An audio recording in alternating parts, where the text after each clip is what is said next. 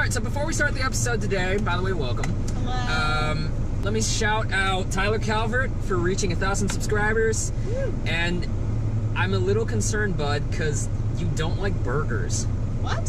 What? He doesn't This like is brand new burgers? information, Tyler. Go see Tyler Calvert's 1,000 subscriber Q&A. We haven't That's watched part of it. my question. Welcome back, another episode after credits. We're hanging out here. I got some stowaways in the back that I'm gonna turn into leather later. And we got out of Ant-Man and the Wasp.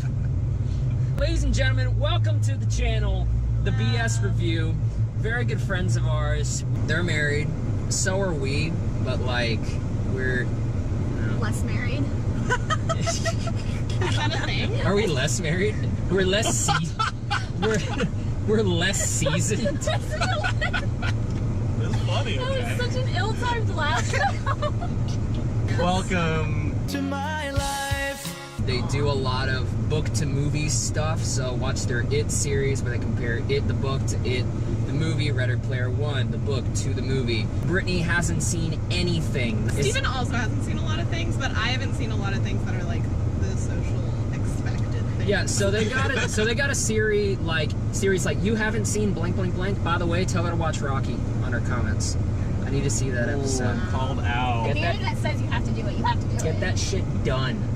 Brittany's got her own channel. She's a booktuber, so if you're into books, if you're into readathons, if you're into makeup stuff too, follow her thing, The Bookish Beauty. Yes. If I'm right.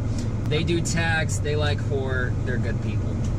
So, Ant-Man and the Wasp. Ant-Man didn't do anything for me, like at all. Really? It's just like the most, in my mind, this was like the most disposable Marvel series ever. So we had a completely different perspective on that because I went into the movie with completely low expectations for the first one and was completely blown away by it because I went in with such low expectations. So I was really excited for the second one because the first one I really enjoyed and didn't expect to enjoy. Yeah, we went in with pretty much zero expectations. We thought the first one was really funny. I enjoyed it. You think it's the worst Marvel property? When I say disposable, I mean Ant-Man and Ant-Man and the Wasp come out after like big Marvel movies. Like Ant-Man came out after Age of Ultron, and then Ant-Man and the Wasp comes out after Infinity Wars. So they kind of serve as tone resets for the Marvel universe, meaning you gotta like, you went really heavy, you went really dark, you got so invested, every story kind of culminated in those things. Now you need to just cool out, take it breezy, easy. And to me, Ant-Man is a movie about first ideas. Scott Lang is a thief. He's a thief with a heart of gold.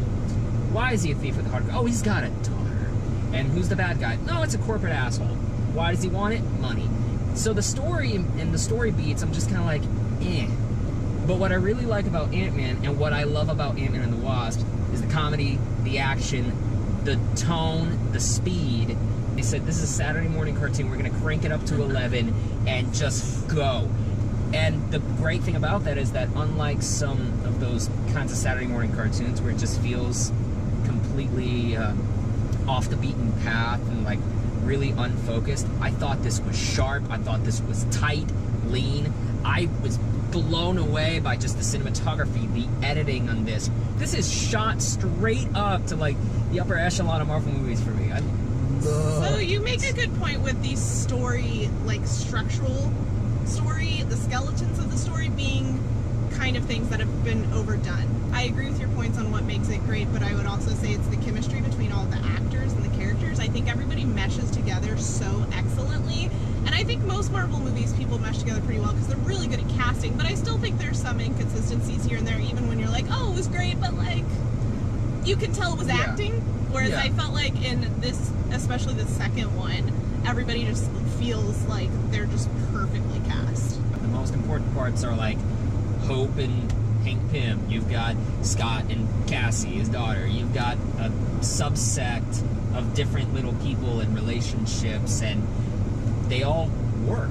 I found that the parts that work best with those relationships are just the details in between. Like Ashley, movie oracle, we love her. I'm waiting for those Chewbacca slippers, by the way. She pointed out in her review, Scott has the best relationship with his ex-wife in film. I noticed that, like, towards the end of this movie, like, it's definitely something that follows through the first movie and the second movie, but, like, that final shot of them, like, nothing major happens, but, like, it just, by the end of this movie, it really nails it Exactly. I think one of my favorite things about this movie, I haven't seen the other Ant-Man, honestly. What? I had completely forgotten that there was an Ant-Man movie until you had mentioned it afterwards, and I was like, oh yeah, that's a thing. So just throwing it out there, I'm kind of Brittany, a fresh slate right you now. kept asking me what we were going to see up until like Sunday You morning. told me like 6 times. There was a lot going on in this movie, and for something that had all of those different plot lines and stories and like characters developing at different points in their own stories, they tied that in really well. With Marvel movies, there is clearly a formula at this point, and I feel like they try to please everyone with every movie, of trying to be like, we'll have like the heartfelt emotional moments, we'll have the snarky humor, and we'll have the big action set pieces, and they try and cram it all in. And I feel like Ant-Man's formula tends to be more of its own thing, and while it has the action and those like heartfelt moments, like you said, it's almost like a Saturday morning cartoon. They kind of commit to the ridiculousness of a little more, and are willing to say, it's a little absurd that we're shrinking and getting huge and doing crazy things, and they have fun with that. Yeah. And I think that sets it apart from some of those other franchises that try and do everything. I wonder if you would like the first one better now after seeing this one if you went back and watched it. I might. I originally came into this review with the thought that I hated Ant-Man because I didn't like Scott Lang as a character. And I realized the characters weren't the problem, it was just the story around it. Because Paul Rudd, for a guy whose character is basically man who wears a suit, that performance, man, he's got it. He's just the right amount of bumbling, the right amount of stupid, the right amount of well-hearted guy. Like, Paul Rudd has managed to tap into, like, the best kind of everyman since, like, this is gonna be a really far stretch, but like Tom Hanks. Like, Tom Hanks is that guy, like, he can play just a dude, but he's really good. Mm-hmm. And Paul Rudd, I think, has tapped into something similar, especially in this movie. For something that's kind of played out to a certain extent at this point of the male superhero and them having certain traits that almost all of them kind of share, I think that Paul Rudd brings something unique to the table, and it's something you can't quite put your finger on, but it's just, it adds that extra layer to his performance. He doesn't brood, he doesn't really exude machismo. Overly macho, yeah. No, he's just kind of a guy who The family man enjoys with a being... suit. Yeah, that's it. A He's family also man with a very suit. self-aware of his shortcomings and acknowledges them without, like, either being apathetic about it or, like, going way out of the way to fix it. Like, he's just like, this is how I am, and I'm gonna do what I can with that, but I'm not gonna completely go off the rails to do something about it. I also really love that they brought in more, like, very present female characters in this movie, because, like, Evangeline Lilly's character is in the first one, but she's much more of a side character in the first one, and I think, obviously, this is the Ant-Man and the Wasp. She's going to be, you know, on equal footing with him from the get-go, but you've got other characters as well in this movie that I think just balance the kind of gender roles, I guess, that were, or gendered characters in the film. It was much more balanced, but in a non-forced, organic way. Like, that's just what would naturally There's a lot happen. of like healthy co-ed teamwork going on there. Agreed. Creating a buddy cop dynamic is something that I feel like the Marvel Universe plays with, but I think in this one it works well between her and Paul Rudd, because honestly, she's a more interesting character than Paul Rudd's character. Yeah. Like you said before, he's pretty cut and dry. He's a dude, he has a daughter, he's a thief, and he Yeah. has a suit that makes him do things. Yeah. And that's about it. Whereas Evangeline Lilly has this like tragic backstory and trying to find her mom and a purpose and all that And then stuff. She's also hella smart. And Like, she's got, like, a reason to prove herself. She's got a motivation to prove herself, and that comes from the first movie, too. It's just and it's not motivated by a man, Yeah, which I love. and so they just balance each other really well. And I think that when this franchise continues, I think the third one will be pretty interesting to see what they end up doing with it, with the two of them. And I hope it stays Ant-Man and the Wasp. Or honestly, you should just make it Wasp and the Ant-Man, because that would be kind of a funny, like, just flip for the third that one. would be funny as a difference. I don't Like, know. not even mention anything about it, just do it. Spoiler alert! I'm gonna go into some spoilers talking about this. If you don't want to know anything except final thoughts, scores is 6 stars. Click on the time code right there. Otherwise, we're just gonna go into it. Okay, one of the best parts of this movie is, like, that part where Ant-Man's regulator isn't working, and so he's in the school, but he's, like, midget-sized. He's like too small to pull off being a kid. That was hilarious with the sweater. There are, like, some shots where you can see the blue screen, but, like, for the most part, when he's standing there with Wasp, I was like, how the did they do that? I don't even know how many models they used for this. I know how many they used in the actual credits, which is like the coolest end credit That was sequence so I've seen cool. in years. That was cool with all the miniatures. Yeah. Yeah. And like, especially when they would show something like with water, you'd see like the gel and like how it would come out. And it's super cool. If you're a fan of like just animation in general, you're gonna love the end credits in this. Marvel in general has a problem with weak villains, and this one, I thought she was decent. But she's not even really the true villain. I mean, I think she counts because she's one of two antagonists in the movie, so she has to count as one of the villains. I do appreciate, however, that she wasn't just bad Ant-Man, because, Yeah. I mean, number one, they've already done bad Ant-Man for the Yeah. first one, but I hate that Marvel has this problem where they can't use their cool villains, like they're saving them or something, and so instead they have these villains that just have the same power set as them, and they basically are fighting themselves, but the bad version, and I think that's lame. So I appreciated that her power set was cool, and I think the way they did that was really cool, and especially the visuals around her, the way she, like, that was very mesmerizing. As much as I wish they made her more of a strong villain and made this more like of I don't want to say hatred towards, but you know what I mean, like somebody to be rooting against. I do appreciate that they gave her a backstory. Like we kind of saw into her, not as a villain, but as a person. It's not often that you get to sympathize with a villain. And I think her performance, like, outside of the mask was very good. like I think she sold it. yes, it was like, well, I still don't agree with you, but I get God, it. you make a good point. Like you shouldn't be killing children and people, but I get it. At the beginning of the movie, they've got her tying up Paul Rudd. She looks like an ex-girlfriend with crazy eyes, and she's kind of flighty.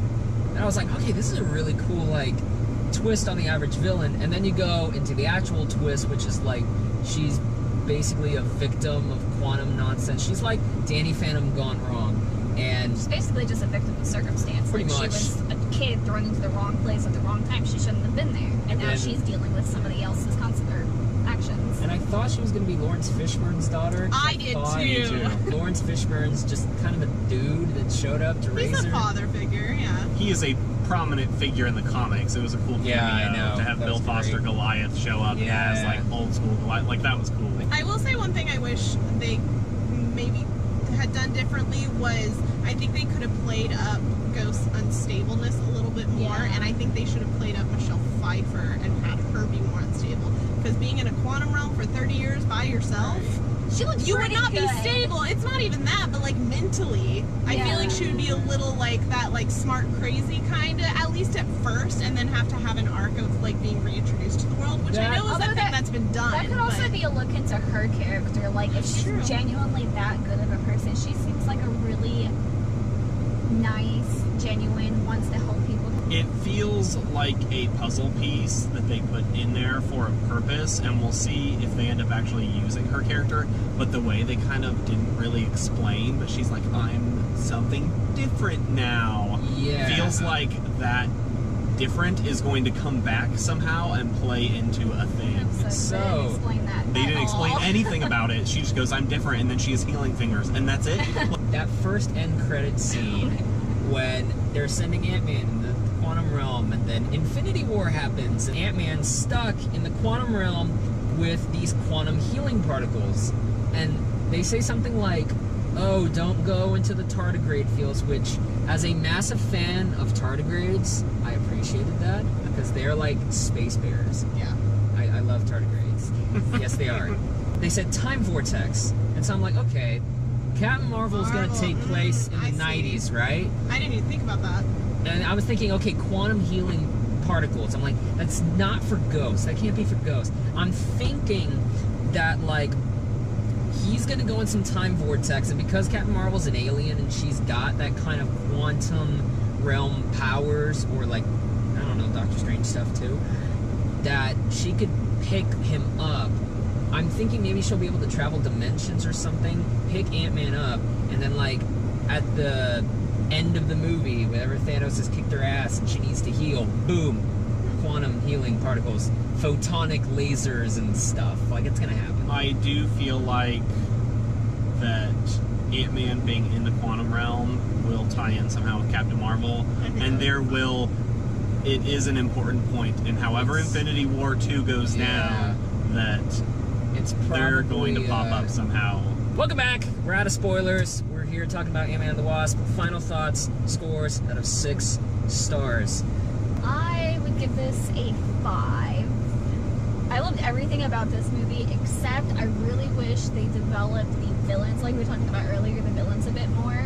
It just throw these people in just to make a fight scene, just to make a story. And like talking about like Marvel tie-in stuff, like there's something with Walton Goggins. He's like, oh, I've got to get this for a buyer. I'm like, oh, is the buyer like some Like, is that a other villain? villain? I was waiting for the FBI agent. I literally asked, he's like, I have a connection. I'm gonna call him. I was like, I'm so interested to see who this is, and it like pans to a random white guy. I was like, That was the funniest never thing. mind. She leans over to me in the theater. I'm so interested to see who this FBI guy is. And it just cuts some random Literally 2 dude, seconds and she just later. goes, oh.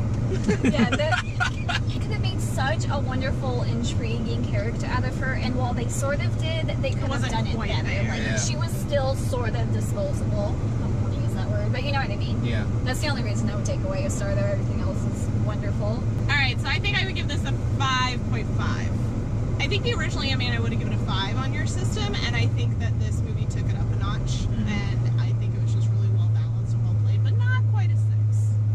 I think my rating is going to be a 5 out of 6 as well. I did really enjoy it, but it goes back to the villain thing.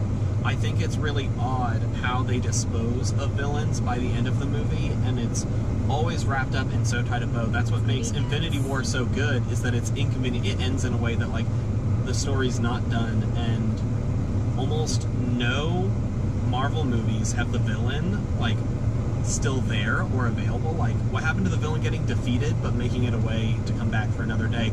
I think it was hilarious. It was a lot of fun, but as with most Marvel movies, it lacks just a little bit of oomph somewhere, and I think it's in the villain department. I'm gonna go 5.5 purely on the technicals of it. I think this is one of the like best made films of the summer. Like, I like this a lot more than Infinity War. I think the tone is just on point. Compared to Infinity War, my biggest issue was everything going on at once. It was so hard to keep track of all of the stories. This movie did really well with keeping the main stories and the side stories and the character stories where they should be without overdoing it or underdoing it. The details in the background, the action scenes, I thought were You knew what was going on and where to look. good. And the CGI stunt, like, I was genuinely impressed by this movie. So I think that boosts it for me to 5.5, which puts us at a 5.25. If you want to comment and get in my life, go ahead and do that. Like, share, subscribe. We got Facebook, Twitter, Instagram, all that bullshit's down in the description. And if you want to follow Brittany and Steven on the VS Review, they are at the VS Review. They also do live streams, so get them to play Borderlands 2, because I need entertainment in the car, and I watch all the live streams, and I'm like, I want Borderlands, so vote for Borderlands. Follow us on Twitter. We put up a poll every Wednesday for what game you guys want us to play on Wednesday Rayman nights. Legends 2, that's always really good. We're doing 31 days of Halloween this year, so we're gonna have 31 videos in October. If we can pull it off, we're gonna try really, really hard. You better A start. video a we're day starting coming next your way. weekend. Yep. Okay. For Halloween. We have it mapped out to where we can pull it off. It's gonna be a blast. potentially. The Halloween franchise. We're reviewing every movie leading up to the new Halloween movie. Support their ambitious and probably masochistic journey on their channel. And as far as us, she and I are going on vacation. Finally. So fuck you guys, we're leaving. I'm gonna pawn off Skyscraper on Barnyard, so if you want to see another Barnyard video featuring Dwayne The Rock Johnson that probably gets 1,000 views and a lot of dislikes because people think it's the after credits scene, haha, losers. We are going on vacation, so watch that. We will be back for Mission Impossible Fallout, so have fun with that. And as far as other videos, we'll figure that out on the way. So, thank you to Brittany and Steven hanging out with us. Thank you to my other Brittany, the first Brittany, the best Brittany. I disagree. Don't. I need to look good. Shut up! Alright, bye guys. See you later. Some days.